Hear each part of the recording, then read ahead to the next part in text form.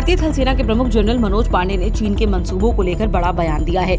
उन्होंने सोमवार को कहा कि चीन के साथ मूल मुद्दा सीमा को लेकर है, लेकिन चीन की मंशा इस विवाद को बनाए रखने की है।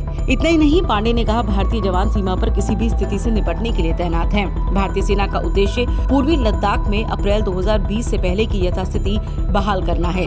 सीमा पर तैनात सैनिकों को अपनी ड्यूटी पर दृढ़ रहने के लिए कहा गया है। इतना ही नहीं, उन्होंने कहा कि भारतीय जवान महत्वपूर्ण पोजीशन पर तैनात हैं और उन्हें सख्त निर्देश दिए गए हैं। उन्हें यथास्थिति में किसी भी बदलाव की कोशिश को विफल करना है। एजेंसी के मुताबिक जनरल पांडे ने कहा, चीन के साथ मूल मुद्दा बॉर्डर समस्या के समाधान का है, लेकिन हमें लगता है कि चीन की मंशा इस विवाद को उलझाए रखने की है। हमें एक देश के रूप में समग्र राष्ट्र के दृष्टिकोण की जरूरत है और सैन्य डोमेन में यह वास्तविक नियंत्रण रेखा पर यथास्थिति में किसी भी तरह के बदलाव की कोशिश को रोकना और उसका मुकाबला करना है। जनरल पांडे ने पिछले हफ्ते ही भारतीय थल सेना के प्रमुख के तौर पर पदभार संभाला है। उन्होंने कहा, राजनयिक और सैन्य स्तर पर बातचीत के बाद पेगोंग त्सो नॉर्थ और साउथ किनारे, गोगरा और गलवान के पेट्रोलिंग पॉइंट 14 से डिसएंगेजमेंट हो गया है। हमें उम्मीद है बाकी क्षेत्रों में भी बातचीत से इस मुद्दे को हल कर लिया जाएगा।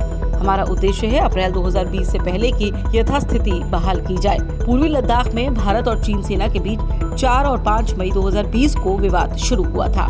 15 जून को गलवान में दोनों सेनाएं आमने सामने आ गई थी। इस हिंसक झड़प में भारत के 20 जवान शहीद हो गए थे। हालांकि चीन को भी इस झड़प में भारी नुकसान उठाना पड़ा था, लेकिन चीन ने अपने सैनिकों की मौत को लेकर सही आंकड़े जारी नहीं किए।